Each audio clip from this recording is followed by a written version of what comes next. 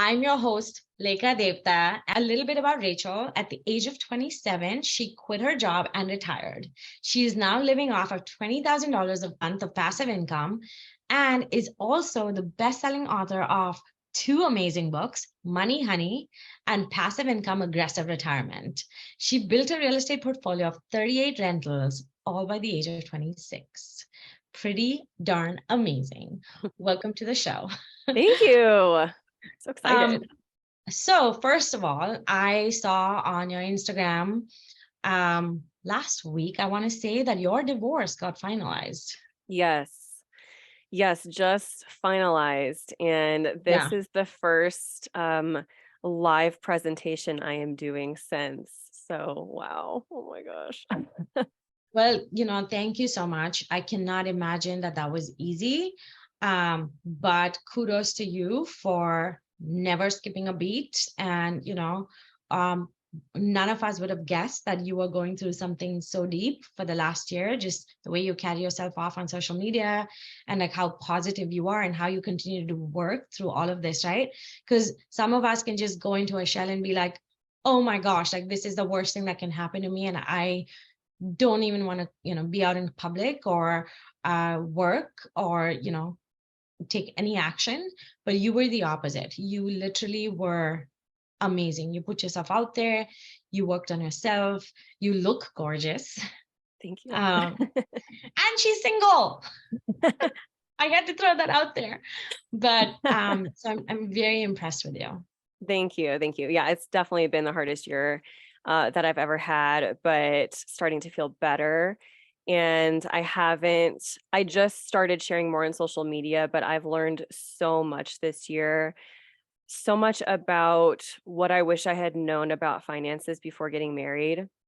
And I'm really Mm, fired up about it right now because if someone as financially competent and smart as I was failed to protect myself mm. and screwed up as badly as I did during this time, I just feel scared for others, I guess. So there's so much to share, so much I'm going to be sharing. But I will get there, baby steps, I guess. Yes, for sure. If you can take us back to your childhood, where were you born and raised, and what things happened in your childhood that put you in the mindset to want to retire, to want to invest and then retire? Yes, I have been a finance nerd for as long as I can remember. Mm, I was reading books in middle school about finance, and yeah. it started from a pretty young age. But I grew up in a household where my parents definitely struggled with money. They were living paycheck to paycheck. We were not living in poverty by any means. We were a middle class family, but my parents did not manage their money well enough. So we did live Mhm. paycheck to paycheck. And I just remember thinking, I grew up in this very wealthy bubble where a lot of the kids in my high school got brand new BMWs when they turned 16, for example. Just Wow. unrealistic bubble to grow up in. We were not operating that way. So we were not going on family trips, let alone even going out to eat at restaurants. We were Yeah. always on a budget. And I just remembered feeling like I didn't fit in. That is Mm, not the way you want to feel in middle school and in high school. So I remember thinking, I don't want to grow up struggling with money or mm, having to borrow money from family and friends to make it to my next paycheck. I wanted to be different. And I remember that what I did then, I remember realizing what I did then mm, would either set me up for wealth or for poverty. So I started learning everything I could. I read everything I could. I read Rich Dad Poor Dad in high school. And I was like, this is my way out. I'm going to build financial independence. I'm going to escape the rat race. I'm going to invest in real estate. I had so much fear at that age. I had fear of being financially dependent, not being able to take care of myself. And, they say fear can be motivating or paralyzing. mhm. Luckily for me, it was motivating and it just sort of lit a fire underneath me to learn everything I could and eventually take action because I didn't take action right away. But eventually I took action and I got Yeah. myself to this point of financial independence by 27. That is amazing. So walk us through your process, right? Why did you pick the market that you picked? And then what kind of assets did you first start investing in? Okay, so I graduated from college and first was a financial advisor, took a few jobs in real estate. It took a few years for me to actually buy my first rental property. I was living in Louisville, Kentucky at the time. I now live in Denver, Colorado. The market I picked was partially picked out of convenience. Okay. There was some strategy. Yeah. But I was lucky to both live and invest in the same city. Quite often, it does not work out that way. If Mm, you are on this call and you're listening and you live in California or Washington or Chicago or New York City, these are cities that are very expensive. And you might be wondering, you might be looking at an $800,000 property and wondering, how am I ever going to come up with a $200,000 down payment, right? Seems very unrealistic, hard to achieve. If that's you, I do encourage you to consider investing out of state. If I took my exact same circumstances and scenario, but I had just been born in California and invested there, tried to invest there, I would not be where I am today. So I was lucky from that perspective that I lived in a market that was much more affordable. So I do encourage you to invest out of state if that is you. There are yeah. four And like, factors. Oh, go ahead. mhm. I'm in the Seattle market and I completely feel you and understand you because I started investing in a super expensive market. And lucky for me, I started about 8 years ago where, the median home price was 345,000. And so I kind of grew from that. And today to buy a fixer cost me about 850K, just a distressed property. And to do one deal cost me anywhere from $1 million to $1.2 million with holding costs and rehab costs. But like my mindset has shifted every year to just, buy bigger, sell bigger.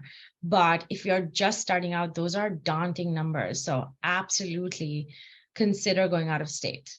Just don't Yes. let those numbers hold you back. Yes, exactly. And I will clarify because I get asked this a lot. I'm not a trust fund baby, okay? And I never made six figures from a job or career. I started off making 36,000, then 32,000, then 42,000. So by no means was I raking it in. Never made Hey, six I figures from a beat you. career. I think I started at 27,000. Heck yes, So girl. yeah, Low income club right there.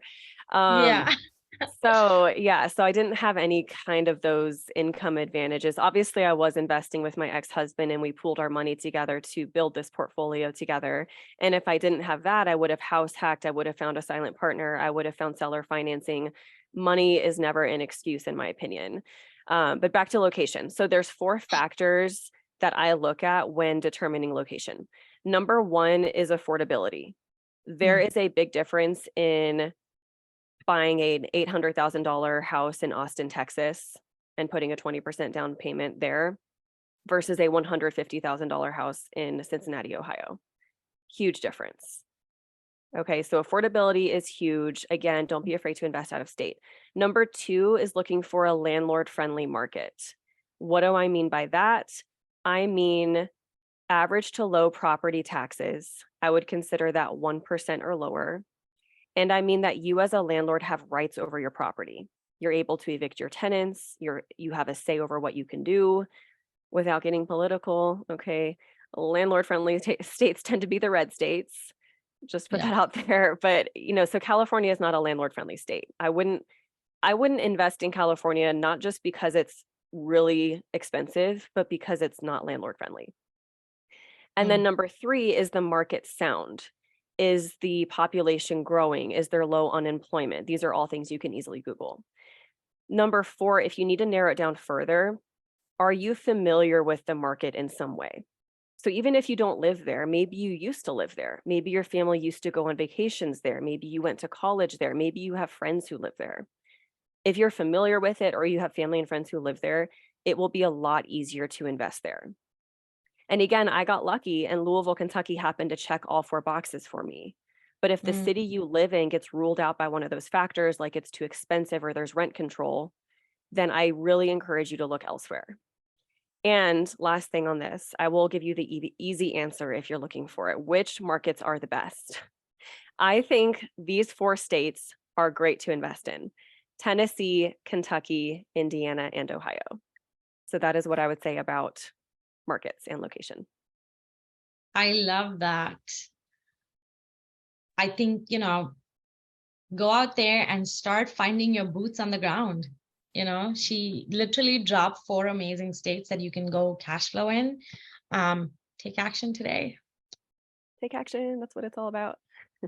That's what it's all about. Okay, let's break down this super common myth. And this is something I truly believe in. And so when I heard you talk about this yesterday, I was like, oh yes, we have to talk about this. Is passive income truly passive? Oh, I was hoping you would ask this, Leka, so thank you for bringing it up. There's one kind of passive income stream that's truly passive. Oh, maybe two. Okay. I would say portfolio income is truly passive. Mm-hmm. Portfolio income meaning when you have a big chunk of money, you invest it in the stock market and you're earning dividend income or other types of portfolio income because you truly don't have to do anything. The problem with that is that you normally need an exorbitant amount of money invested in the stock market to generate any kind of meaningful revenue. Like we're talking $2 million if you really want to be able to live off of that income invested. Now, I don't know about you all, but I don't have that kind of money and I don't know many multimillionaires. So if I was going to try to retire from that, that's not something that's going to happen. That's why I was like, let's go for real estate. Let's go for passive income streams instead of trying to save up this multi-million-dollar nest egg. Now, the other passive income stream that I more recently discovered that I do think is truly passive is investing in syndications. Are any of you on the call familiar with syndication investing? Okay, I see a few hands. I know a few of you are. Let me just explain this at a high level, and then I want to go back and address the question. So syndication investing, a syndication is when an investor wants to go buy, for example, a $10 million apartment complex. And she doesn't have that kind of money. So she can form a syndication. And what that allows her to do is raise money from private investors, people like you and me. That means we can invest in this syndication and become part owners in this syndication. So we are entitled to a share of the profits. We are entitled to a portion of the cash flow. And if the apartment complex ever sells, we are entitled to a share of the profits when it sells. This is truly 100% passive way to invest in real estate. Because once you do all of the work up front, you analyze the deal, you do due diligence on the syndicator and wire your money in, you don't do anything. You sit back and you collect the checks. So this is my new favorite thing. I love syndication investing. It's amazing. So are you investing as an LP or are you the GP? I'm investing as an LP, meaning a limited partner. So I'm a silent partner basically in the deal. The GP or the general partner or the syndicator or the sponsor, there's words that all mean the same thing, which can be very confusing. Right. They're the ones who are managing the deal, running the deal, finding the deal, and doing all of the work. So I'm investing as the limited partner, which is what makes it passive for me. I'm the passive investor. And that's what I like to do. Now the GP can make a lot more money and that's great, but I'm trying not to work you all. So, so that's what I'm trying to do. I love that. Now, in general, though, back to the question, is passive income passive? I think generally, when we talk about passive income, it is a word that is misused and misunderstood. And mostly passive income is not 100% passive. When you're a landlord and you own rental properties, it is not 100% passive. If you want it to be passive, you have to hire a property manager. And even then it's not 100% passive because there's always going to be an aspect of manage the manager. However, compared to having a 9-to-5 job, it is much more passive than that. And so that's what I mean by having a passive income stream. A lot of these income streams I talk about require a couple hours a week of work or a few hours a month to maintain the income stream. So that's what I mean. And I hope that's a better definition. It's really money that is maintained with little to no ongoing effort. That's how I define passive income. Yeah. Okay. So we have a lot of questions with regards to syndications, and I can help field some of them because I am an active GP that raises money from people like Rachel. So I'm the GP, she's the LP, I'm the operator, she's the investor, to keep it simple. Okay. So let's see. How how much or how little do you need to have to invest through a syndication as a silent partner? I think they typically start at 25K, Rachel. Yes, 25K. And that's typically what I've done. I'm invested in 9 syndications now. Actually, one of mine just sold. So 8 now. And I've invested anywhere from 25 to 50K in all of mine. Hint for you all is, so I couldn't used to do this because I didn't have these chunks of money. When I bought my first rental property, I had $10,000 saved. That's the amount I started with to invest in real estate. That I scrimped and saved to get that much saved. So this is Mhm. not something I was able to do when I started out. I had to have more wealth built. But hint for you all, a lot of these syndicators have minimums of 50K or even more. Yeah. I have approached a lot of these and had conversation. I said, hey, I'm a first time investor. I'd really love to invest with you, but I'm really looking at more of a $25,000 investment. However, if this deal goes well, I would love to do more deals with you. Would you be willing to lower your minimum to 25,000 for me just because this is my first investment with you? I have never had a syndicator say no to that. So please keep that in mind. Don't be dissuaded by a syndication because the minimum is higher than what you currently have. Always ask. The worst they can say is no. I mean, she is so right, because someone asked me on mine if they can, my minimum started at 25 and they came in and they said, look, I have no money. I have 10K and I really want to invest with you. And I was like, done, no Oh my problem. gosh, amazing. Yeah, because I'm like, I just want you on my deal. Like, what's the big deal? It's a simple yes or no. I'm not a huge company. Let's get you on board. Let's teach you. And then, as you make money, you're going to invest more money with me. So it's a win-win for both, actually. Yeah, exactly. Yeah. So then, okay, wait, let's see. Yeah, what IRA? Yes, of course, people can invest through their IRAs. I have had people invest in my syndications through their IRAs, Through the uh, self-directed IRA. self-directed Yeah. IRA. Yona, do you have any companies that you recommend? For the self-directed IRA part, Yes. I mean, there are so many out there. I know my good friend Bernard Rees has a company that he runs called Resure Financial. He's a custodian for that. Definitely, I can put the link in the chat over there. But I did want to just throw something in there. You guys are talking about minimum investments. One of the main reasons why a lot of syndicators will have a higher benchmark of $50,000, let's say, to invest in is because certain types of deals that are like 506B deals, for example, have a limit to 35 non-accredited investors. And that adds up really quickly if you're taking on a lot of small investors. That's like less than $2 million if you're taking even $50,000 minimum. So if you're raising a larger deal, that's probably why a lot of these people have the minimum investments there. Yeah, good point. Yeah. Love that tip. Awesome. Okay. So thank you for breaking that down for us. Because a lot of people say BRRRRs can be passive investing, and it is not at all. I do them all the time: buy, rehab, refinance, like rent out, repeat. Those are not passive. They will become passive eventually, but there's a lot of groundwork to be set up first. Yeah, and that's the other thing too, like as I always look at passive income in 2 stages. It is not passive at first. Stage 1 is when you're building the passive income stream, creating it, putting a lot of work into it. It's very active then, but Yeah, then you get it to a point where you've launched it or you rent it or whatever the income stream is.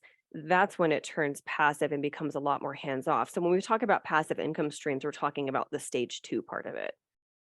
exactly. So true. We talked about investing out of state. Let's go back to that, because I did see someone have a question. What are some tips you have for someone investing, on their first property out of state? Okay, great question. I can address this. Just FYI for you all, I haven't bought a property out of state, but I now own all of my properties out of state and I manage them from out of state. So the key is to have the right people on the ground there. You need to have people that you trust. Now that's easier said than done because I've had some horror stories. I'm happy to share mistakes I've made. I think it's more important to share the mistakes than the wins, honestly. So we can, if you want, Leka, we can circle back to my property manager story on this. Oh, yeah. Yeah. And yeah, I have a whole mistake section for you. Okay, good. Good. But I would say, when you're buying the property, And you don't even necessarily have to go out and see it in person, but you need to have a trusted realtor. You need to have an investor-friendly realtor who you trust. They can do a video walkthrough with you. They can do a FaceTime with you. You can use Google Street View to look at the property. You need to have several contractors go. If it needs a renovation, you need to have several contractors, 3 to 5 contractors go out and give you a quote during the inspection. So you just need a lot of people there and eyes there to view the property for you and tell you what you think. Obviously, a good inspection. I would never buy a property without having done an inspection. So it's about having the right people, and to find the right people, join your local real estate investors association in the city you are buying the property in. That's one of my best tips. It's normally only $99 or $199 a year to join, and it can be very valuable. I'm still part of the Kentucky Real Estate Investors Association, and Lake and I were talking before the call started. I might be having to replace the roof on my duplex. So I posted in the Facebook group and I was like, hey, who are the recommended roofers? I need a quote. I got all of these recommendations, and I trust all of these people because they're wholesalers, they're investors, they're lenders. They know who are the good roofing people in Louisville. If not for that, I don't know what I would do. So that's a big tip. Bigger Pockets website also has a forum, a list of contacts, agents, lenders, inspectors, where you can go on Bigger Pockets and search for contacts in your city. Bigger Pockets is a really great resource, so I recommend that as well. Yeah, I love that idea. I mean, when I first started, there was no Facebook group, so I would go on Craigslist. And I would literally pick up the phone and open the yellow pages and go through contractors and be like, are you a roofing company? I need a roof. Are you a roofing company? I need a roof. And then I would get like 10 bids. I would still get 10 bids. And then I would, make them work for their dollar. And so today, literally, like I'm flipping a house in Raleigh, North Carolina, and same thing. I just go on a Facebook group and I'm like, hey, I need a contractor, I need an electrician, and I have like 15 recommendations.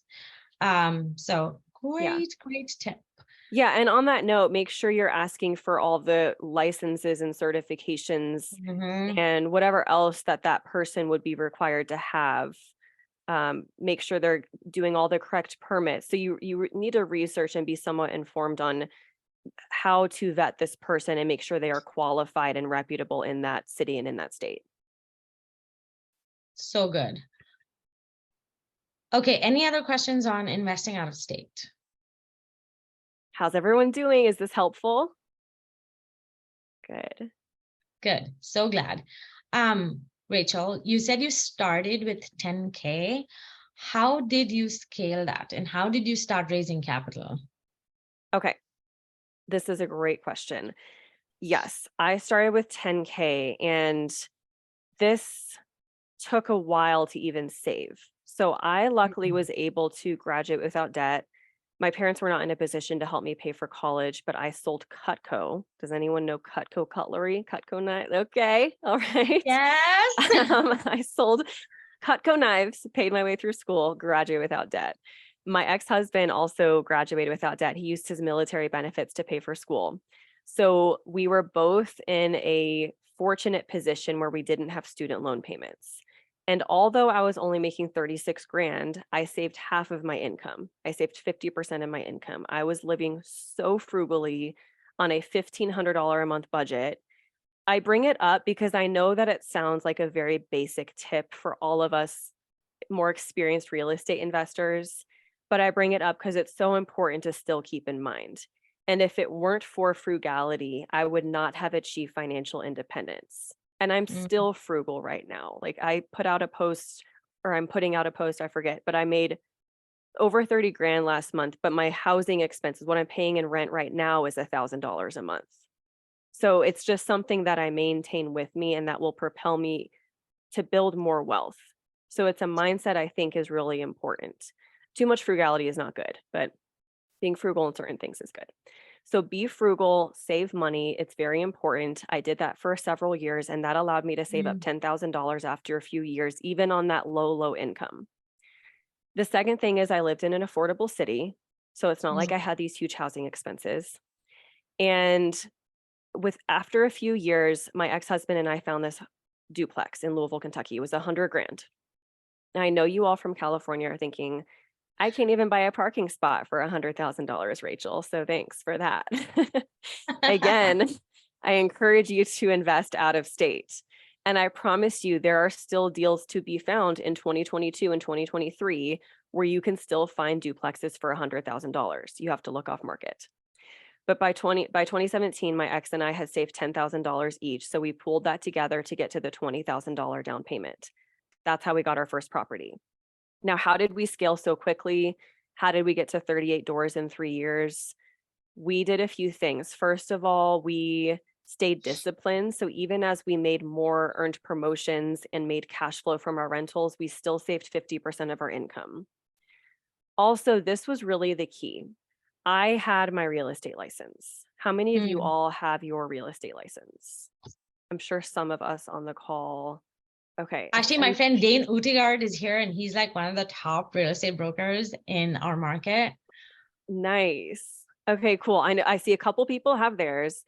This was a key for me. So I did not have my license for the purposes of helping clients buy and sell houses, because as an extreme introvert, that did not sound fun to me at all.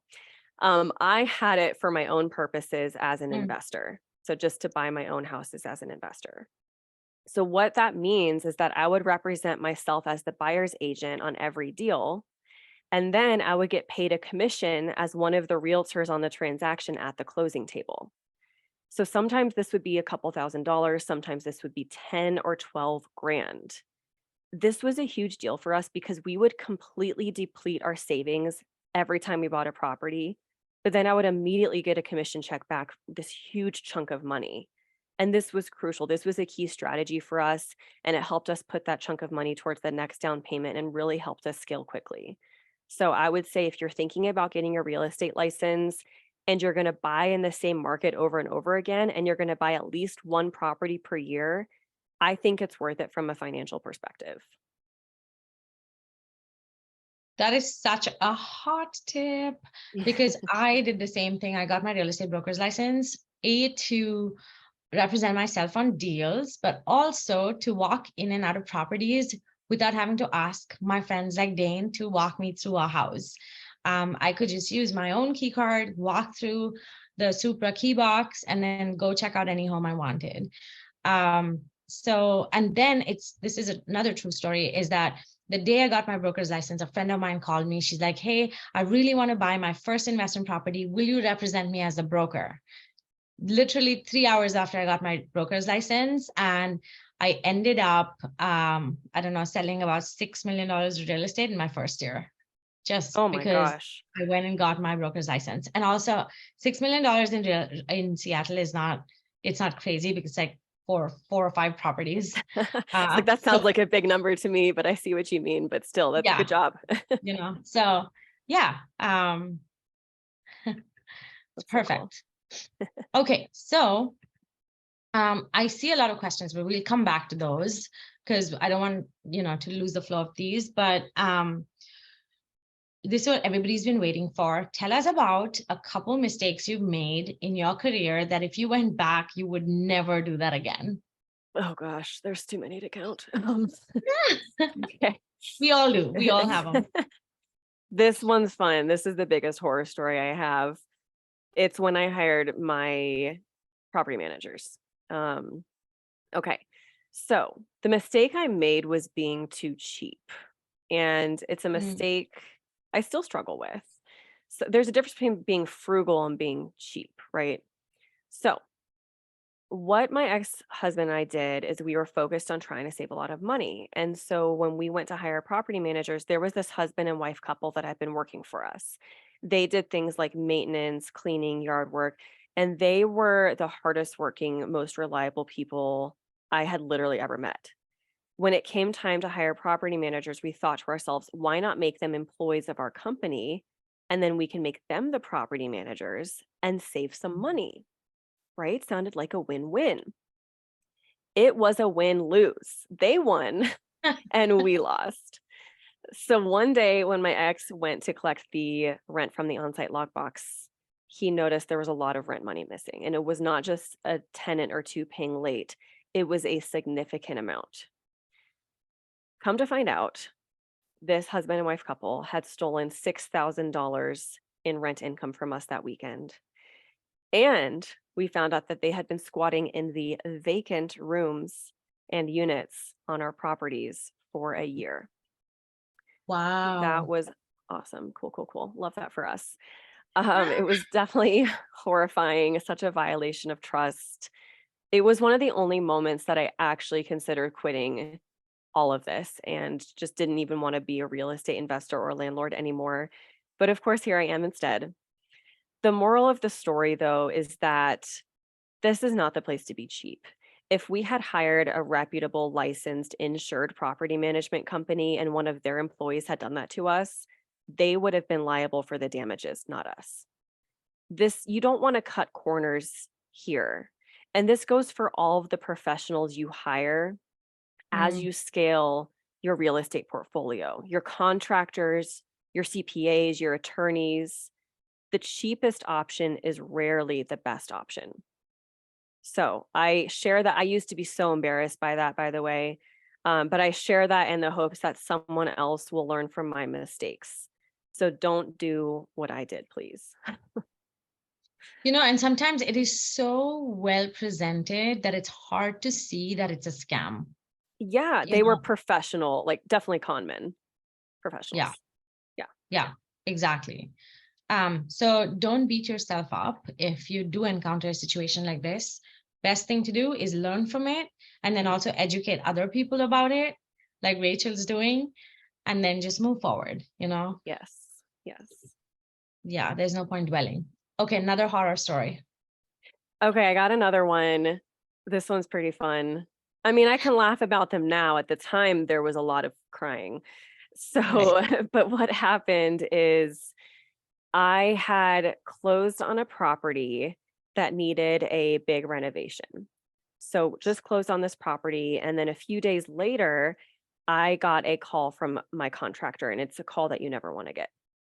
And he Mm, said, Rachel, I have some bad news. And he said there has been a break in to the property.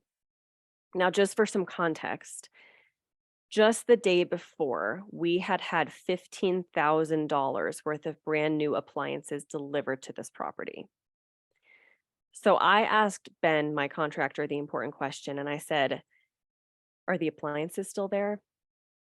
And he said, yes. Such a relief for me in that moment. wow. Yeah, so it turns out it was probably just a few teenagers that broke in and vandalized the place and took what they could carry. It was about $1,000 in damages.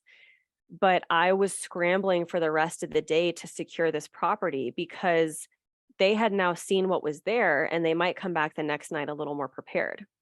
So I had to leave work. I had to say I had an emergency. I had to go to Best Buy, get some temporary Ring cameras. Oh, because get this, ironically, these people stole the security system that we had delivered and that we hadn't installed yet.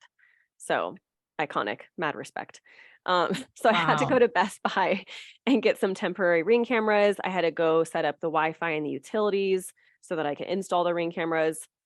And then long story short, this is kind of a complicated thing to explain, but I literally had to break back into my own rental property through the second story window so that I could install my own Ring cameras. My dad has a video of it. It was such a disaster. But Wow. that's how That's the day went. Yeah, it was very stressful. 10 out of 10 do not recommend. But the moral of the story is that we investors often think about protecting ourselves in terms of having LLCs and umbrella policies, which, yes, are very, very important. And I know that this mistake might sound very obvious to some of you. I know that. But I was not thinking that week about protecting my physical assets as well. The first thing you do when you close on a property, especially one that is being vacant or being renovated, is you secure it. You change the deadbolts, you change the locks, you put up security cameras, you put up those fake security stickers because you are being targeted by people in that neighborhood when they see that a property is vacant and being renovated. Your property will be broken into, so you have to take the necessary measures to protect it. And again, it's an obvious mistake to some. Good for you. Not so obvious to me at the time. So again, I share it now in the hopes that others will learn from it. Whoa, that's crazy. Yeah, fun times. Uh, I'm so glad it's in the past and you can actually look back and laugh about it now. Yeah, it's just funny. I have a picture of myself breaking in the window with my legs sticking out. And I specifically remember too when I broke in. I mean, this was a disgusting, dirty property that needed to be renovated, but I just like landed and then landed on a dead mouse. Like my hand just, Ew. it was disgusting. Oh, But that is the reality of life as a landlord. Yeah, and a buyer of distressed properties. so fun. That is so gross. Yeah. Okay, we're gonna take 1 second to quickly turn on your camera if you have it, and you wanna come be part of our Zoomy, and we'll take a Zoom selfie. And if someone, I love Antoinette's boyfriend over there. Okay, so if someone wants to take a screenshot, that would be great because that someone cannot be me. I never get it right. I'll try, but I can never get it right. So, and then if you are taking a screenshot, make sure to go to the view and say gallery view, not speaker view, because then you'll only get a screenshot of Rachel and me, which may not be bad, but still. All right, ready? We'll do one screen first, and then we'll do the second screen. There's two full screens here. All right. Hopefully somebody's doing this. Say cheese, everyone. Okay, hold tight. There's another whole screen. Justin camera.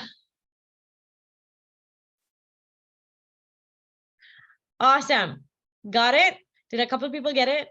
Yes. I tried to. Yes. Awesome. I think I got a couple. So we're good. But it's so nice to see your faces, you guys. When you actually have your camera on, it's like so nice. Yeah, we like everybody. your faces.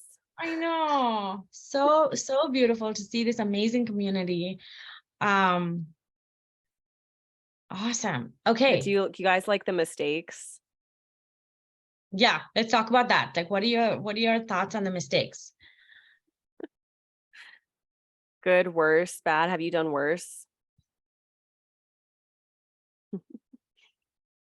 It's real. Kelly says it's real life.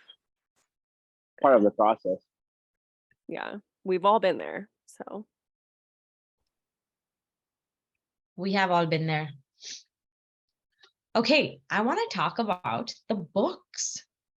Okay, here's the thing, right? Like when I look for a real estate book, I automatically go to Bigger Pockets. I'm like, okay, who's publishing a book on multifamily investing? Who's publishing a book on, short-term rentals? And it's always Bigger Pockets. Like I go to Bigger Pockets because I know that they are vetting their writers. Everybody there has a wealth of experience and knowledge. It's super well curated. True story, I actually was at the BP Con where I watched Rachel and ended up winning the auction for the entire Bigger Pockets collection of books. And I know, and I'm going to be giving them all away, you guys, with the author's signatures, every book, every one of them. So watch out for that contest on LinkedIn. I'm actually collaborating with Bigger Pockets to do this. So it'll be so fun. So I love BP and I love the BP books, and I can't find a real estate book outside of BP that has as many reviews, that has all those accolades, and is as popular, except for Rachel's books. Rachel self-published her books and she is killing it.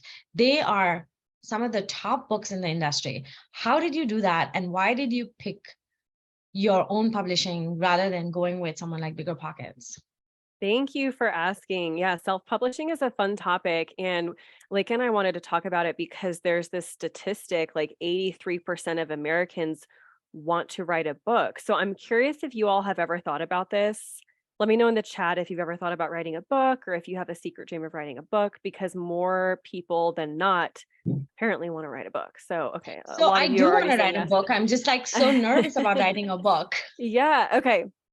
All right. So I had always wanted to write a book, and I got to this point where I quit being a financial advisor because it was very much a sales job and I didn't want to do that, but I still had the passion for helping people invest their money. So that didn't go away. I just needed to figure out a different way to do it. All Mhm. my friends at the time were coming to me for financial advice. And I had this sort of thought like, well, why aren't they reading books? Why aren't they looking at websites? Why aren't they listening to podcasts? These are all the things I'm doing. And Yeah. then I realized, oh, yeah, that's because personal finance is boring, right? It's complicated, it's overwhelming, it's complex. No wonder people don't like to learn about it. So I thought to myself, how can I make this topic sassy and fun and simple? And that's where the idea for Money Honey came from. So I was really Mm. excited about it. The words sort of came pouring out of me at first. It was this passion project. It is not something I ever anticipated making money from. And it's not something I did for the money, or that certainly I never thought it would turn into what it did. Just I felt compelled to write it. So that is why I wrote Money Honey.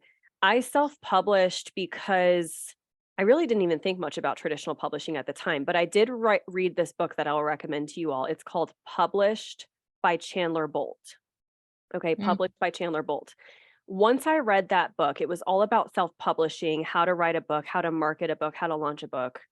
That's when I started writing Money Honey because it was kind of this go-to guide. And once I knew how to do it, I just started doing it. I didn't, he has courses and stuff too, and I think they're great, but I didn't take any of them. But once somebody told me how, I just started doing it. A lot of people are enamored with the idea of a book deal. And I was too at one point because I thought, well, I don't want to market and promote this. That sounds awful. I just want to write it and put it out there. And I thought that a book publisher would do all of that for you. But once I started researching and asking other authors, I learned that book publishers don't really do marketing and promoting for you. They still expect you, the author, to do 99% of that. So I was like, well, why am I giving up all my money to a book publisher if they're not even going to do that? It didn't make sense Right. to me. With a traditional book deal, you will make a 10 to 15% royalty. With self-publishing on Amazon, you make a 35 to 70% royalty. No way. I make so much more money self-publishing than I would if I had done a traditional book deal. I mean, there's benefit. Don't get me wrong, there's benefits. I will name them. I'm not completely biased. But traditional publishing, you'll get your book in physical bookstores, Mm. which to me, who's shopping in a physical bookstore? I don't know. I mean, I love to go in Barnes and Noble for the environment, but I'm buying Yeah. my books on Amazon. And the book, also a traditional book publisher will pay for cover design, editing. They'll do a lot of those upfront costs. And that's nice. But for Mm. Money Honey, because I didn't think it was going to sell, I spent $560 on it on the launch. And I figured I'm not going to see that money back. That's a loss. I Wait, do recommend what did your $560 go towards? mostly editing. Wow. Yeah, and like a couple other little things. But if you do self-publish, I do recommend you hire 3 people: an editor, an interior formatter, and a book cover designer. So you really do need to spend the money on that, and you need to spend more than $560. To my astonishment though, Money Honey took off. I made that amount in the first month, and then I was making $1,000 a month and then $1,500 a month. I now make between 4 and 10 grand a month in profits. Like that's my cut. Amazon's already taken their cut, and that's now my cut that they're paying me. And I think Business Insider did an article, but last year I made 97 grand from my 2 books. So it's a huge passive, and Whoa. it's truly, to me, it is very passive income, very, very passive. I don't do any paid advertising. I'm not like heavily promoting my books. I don't really talk about them that much, except for literally right now. So I guess I take that back. um, But but I asked you the question. yeah. And last month I had my biggest book sale month yet. And it's been 5 years since I published my first one. So it's something that I think is worth looking into. You can really help a lot of people. You can make money, and it can be a decent passive income stream. Oh, and thank you, Tucker. Tucker just said both. Thank you, just purchased. Tucker. Thank you. Thank you. Okay, so how many books are you selling then? Like how many books did you sell last year? Oh, that's a good question. I don't know off the top of my head. I don't know if I maybe sold 15,000 copies last year. I don't really know the math. I've sold over 50,000 copies total. It might be closer to 60,000 now. Wow, congratulations. That's like Thank you. amazing. Thank you. And I want to write, so neither of my books are specifically completely about real estate investing, but I'm excited to start writing more. I am going to write more books, starting almost immediately. Money Honey's personal finance, and then I have Passive Income Aggressive Retirement, which is about all the kinds of passive income, including real estate. I was gonna touch on that next. So maybe you'll give us a little snippet into what you're gonna write about. Yeah. You know, Yeah. so what, because you talk about passive income in other streams too, which I feel like is so creative. So if you can tell us, apart from real estate, what other kinds of passive income can you create? Oh, there's so many. So there's like 28 passive income streams I outlined in the book, and I break it out into 5 categories of passive income. So there's royalty income. That is things that like self-publishing books, online courses, print on demand. There's e-commerce income, which can be drop shipping, affiliate income, portfolio income, real estate, and then coin operated income. So if you own vending machines, ATMs, laundromats, stuff like that. So those are the 5 streams. I have 8 or 9 different passive income streams. Real rental properties, syndications, print on demand, book royalties, online courses, interest income, affiliate income, and I don't know the other 2 off the top of my head. I forget. But there's a lot of things you can do. And I say that because I know that we're all in this real estate world. And I truly think rental properties and syndications are 2 of the best passive income streams, because it's not just about the cash flow. You have so many other financial benefits by owning real estate. You have tax benefits, you have appreciation, equity buildup, leverage. Like, it's not just about the passive income. I think it's so beneficial in so many other ways. But if you're not into real estate investing, or if you want to diversify your income streams further, there are so many other options out there, and you can do so many different things. And I do think income diversification is a really important concept that a lot of us should be more aware of. I have this Instagram post I did one time, and it's a table. If you think of a one leg, like bar stool kind of table, and that leg gets cut off, then your financial security is gone. Okay, so if you have one income stream, a full-time job, and you lose your job, there goes your financial security. But if you think about a table with 4 legs and one leg gets cut off, that table is likely still going to stand. So that's what I mean by having multiple streams of income. The more you have, the more financially secure you are. It's not about having a full-time salaried position. It's about having as many different income streams as possible, whether that's as many rental properties as possible, or syndications, or just other different passive income streams as you can have. That's what, to me, financial security feels like. So I think that's a really important concept. When you're trying to decide what kind of passive income stream to create, I would recommend asking yourself, do I have more time or money to put into creating this passive income stream? Because you need one or the other, or both. Now, if you're anything like I was a few years ago, you would say, I have neither. I'm broke and I have no time. So the next question to ask yourself is, which one is going to be easier for you to create more of? Will it be easier for you to free up more time or create more money? Because there's no getting around it. You need time or money to invest into creating this passive income stream. And once you know that, you can narrow down the passive income streams to pursue. But that is my take. I'm such a geek about passive income, so I could go on for days. So I'll stop there, but let me know what you all think of that. Is amazing. We are recording this event, and it's going to be converted into a podcast style video, and it's going to be on my YouTube channel. So go back and watch that and listen to what Rachel said, because that is huge. It is such a mic drop. And Patrick Wong, that was so heart-wrenching. That's and amazing to see that, you actually took away so many learnings from Rachel's books, and you're here 5 years later. That's amazing. Congratulations. He's the best. So proud of him. You. Yeah, no, it was life-changing, honestly. I didn't know it at the time, but I read it 5 years ago, and my life is entirely different today thanks to the I'm principles I curious, learned. like, what did you invest in? How did you grow your wealth? How did you, was it all real estate? Tell me a little bit about you. I'm getting into real estate. I'm like a newbie real estate. That's why this really drew me to come attend this today. But the things I really took from her book was like, advocating for yourself at work and like, asking for that raise. No one's gonna like give it to you if you don't ask for it.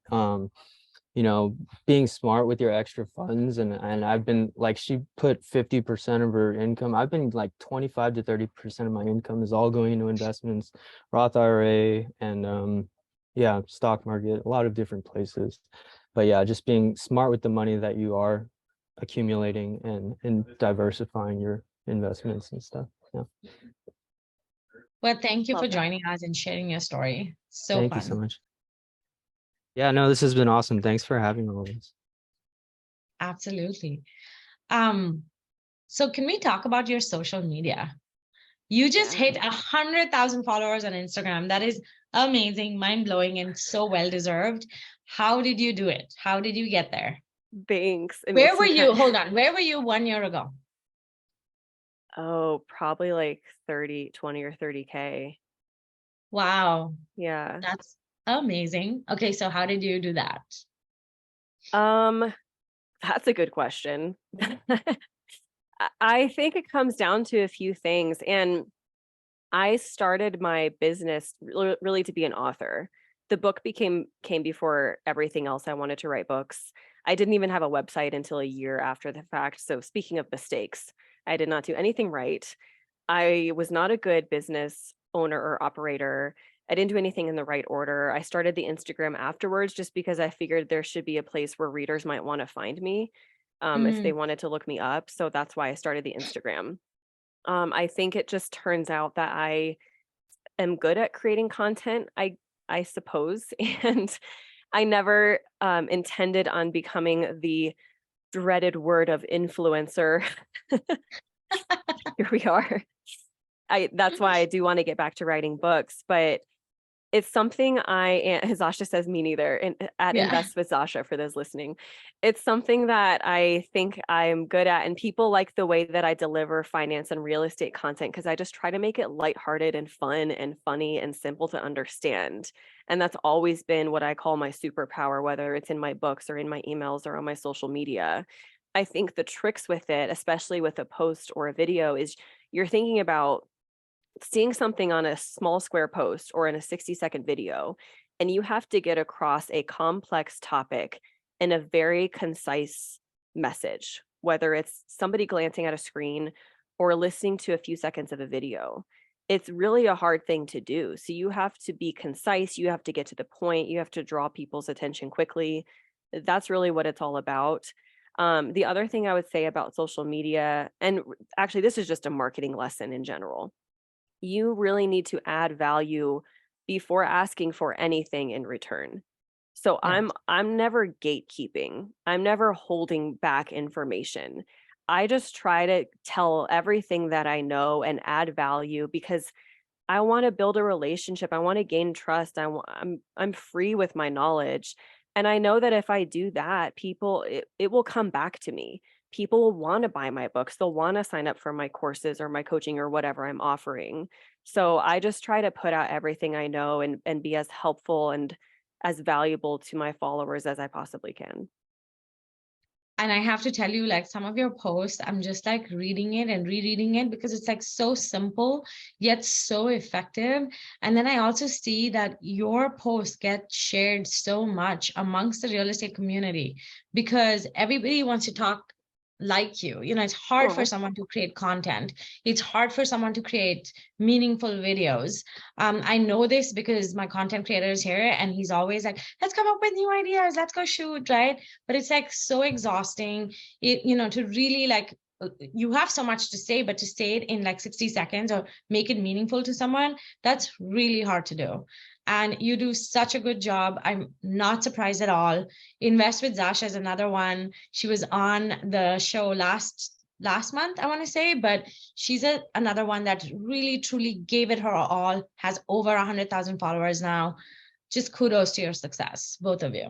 Thank you. Thank you. When I saw that number, I was like, cool. And then I thought about it and it made me want to crawl under a rock. So I'm really I totally introverted. feel you. I This is too many totally people. feel you. Go away. Yeah, when I was first on the Bigger Pockets podcast, I talked about a post that I'd made on my Instagram, but my Instagram was private, so no one really had access to it. And then I had like thousands of people asking me to make it public, and I was like, oh my God, this is just, it's too much exposure for me. But then once I started doing it, I was like, I actually like this is really fun. Yeah, it is fun. It is fun. So is your go-to social media platform Instagram then, or do you also post content on LinkedIn, on Facebook? Like or on Twitter, like what do you see the most return on investment? Just in terms of followers, content, communicators, and just people that interact with it. I have a larger following on TikTok, but my Instagram is my favorite. I just feel like it's my family kind of, because I think a lot of people read my books and then find me on Instagram from my books. So they have this sort of trust and likability already of me as an author, and they come to my Instagram already liking me. And so it's this very positive environment for me. Like it just works really well. And I feel very supported and loved on my Instagram. So I like being there. People are really nice. Not on TikTok. People are mean on TikTok. Do not recommend. It's funny. Yeah, my one post on TikTok went viral for the wrong reasons, because it was like a snippet out of an interview that someone posted, and that got reposted, and like I had like 30,000 views in 5 minutes, and that was just so scary for me. I had to ask them to take it down. I know, I was like, this is too scary. So TikTok, people can be mean sometimes. Yeah, I've developed a thick skin, so it's all good. Yeah, you have to. Yeah, that's so true. Someone asked a really good question. Rachel asked Rachel, does someone manage your content, or do you do that? I create all of my own content, and when I put out my divorce reel last week, I have personally responded to every comment and message from that. But otherwise, my social media manager normally responds to my messages and comments. Got it. Yeah. Nice. Good question. Antoinette, very funny. Yes, it is exhausting for me and exhausting for him. My content creator, so who's over here, Randy, he shoots all my videos, he edits them and posts them, and then I respond to all my messages and my content comments myself, which is not a big deal because I don't have 100,000 followers and I have like 4 comments, so it's like super easy to comment back. But Randy does an amazing job. I highly recommend, if you're in the Seattle area and you want him to shoot a video for you, I completely concur. Like you can take him. When he's not working on my videos, that is. You'll share. I'll share. Okay, here is, I just have like a couple more questions and then we'll go into audience Q&A. Here is a toughie. How, if you had to go back, how would you secure yourself? Like, if you worked with a partner or a spouse that didn't work out, if you worked with a contractor or a friend or another investor that didn't end up working out in the long term, like how would you go back and protect yourself from basically splits, Will? It's a good question, and I won't go into too much detail because I'll probably cry. But especially just because of what I've learned with the divorce, literally the biggest thing that I've learned is get a prenup. And I know it's a touchy topic, especially when you're in love and you're entering a marriage and you trust this person, and then it can feel very cold. It can feel very cold and harsh to bring that up. And it feels like only divorcees say that for good reason. But if we had a prenup, or if I had a prenup, the last 7 months of my life would have gone very differently, a lot easier, and with less pain. And the way I see it, there's a couple ways I can explain this now. You already have a prenup. It's the one the government gives you. It's the one the state gives you. And likely it's not going to be a good one. It's not going to be one, it's just a standard government legal thing that happens in your life. So if you don't like that, you better figure out a scenario, a prenup that works in your favor a little bit better. And you better have that discussion, because there's something in existence for you, whether you like it or not. So Right. that's one strong argument for it.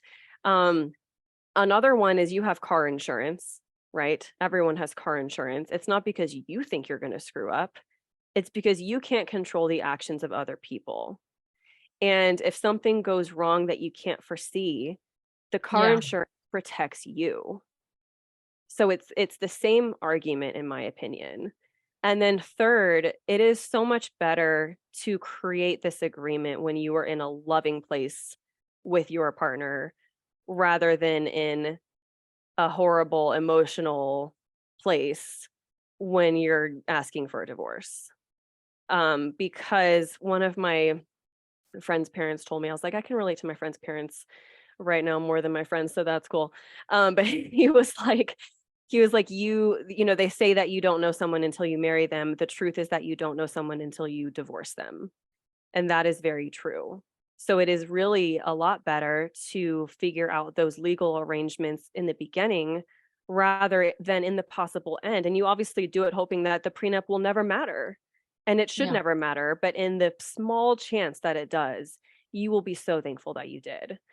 And I told my business coach, because he knew pretty early on about my divorce. And I was like, I'm never going to get married again. And he laughed and he was like, you will. You'll just get married with a prenup next time. And he's right. I mean, he's probably right. But I hope that helps. And I hope that doesn't come off too harshly. But that's really my biggest learning lesson from all of this in terms of marriage and finances. That is some good advice. Really good advice. Well, you have been such a wealth of information. I'm going to have you leave us with one question before we go into the audience Q&A.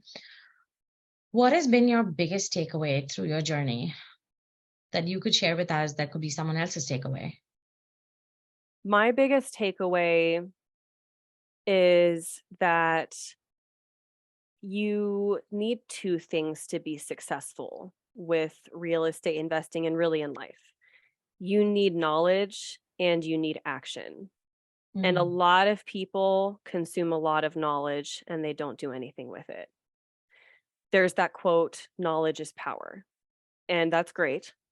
And I disagree with that quote. I think knowledge is potential and action is power. And you really have to recognize the point, because I held myself up for many, many years because I was so scared. I had so much fear. I thought, I don't know enough. I don't have enough money. I don't have enough experience. Who do I think I am to think that I can invest in real estate as a young woman in my early 20s without knowing enough, with only having 10 grand? Who do I think I am? So you really have to recognize the point at which, you know, I'm never going to know everything I need to know.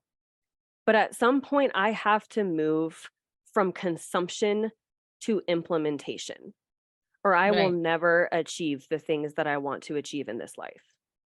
And if you're a perfectionist like I am, you might be afraid of making mistakes. Okay. If anyone a type A control freak perfectionist, just me. Cool. I was so afraid of making mistakes that it was impossible for me to take that first step.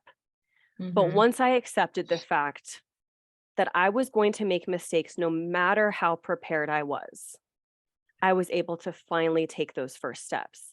Embrace mistakes. They will happen no matter what. They will happen no matter how many books you read, no matter how many podcasts you listen to, and no matter how many conferences you attend. So you have to get to the point where you move from consuming knowledge to taking action and implementing that knowledge. And it's only when you do that you will start to achieve your goals in life. That is some really, really good advice. Who's going to go back and take some serious, massive action today? Right? That is the whole point of listening to podcasts, reading books, attending meetups like this one, attending in-person meetups, is that you take all that you gain in terms of meeting people, learning a new concept. You have to go back. And if you don't put those things into action, if you don't go back and call that person that can change your life, maybe, then there's no point in you spending 2 hours on a virtual meetup. You could be That's taking a right. nap right now, make the same difference, you know? Awesome. Thank you so much. This was one of my favorite interviews. And I could just sit here and talk to you all day like we did yesterday, and I would still have so much fun. But thank you again for such an awesome event. Thank you, Rachel. You are amazing. And every meetup, I have one person take us out, which means you're basically going to mic drop on something. And this time I want Rachel to mic drop. And Oh gosh. Oh, take this meetup out. wow. Okay. Let's end with this, is that I truly believe that anyone, no matter their age, no matter their income, no matter their level of experience, can absolutely achieve financial independence. Thank you all so much for having me. It's been a lot of fun. Have an amazing night. Amen to that, sister. Mwah. Bye. Bye. Thank Have a good night, you. everyone.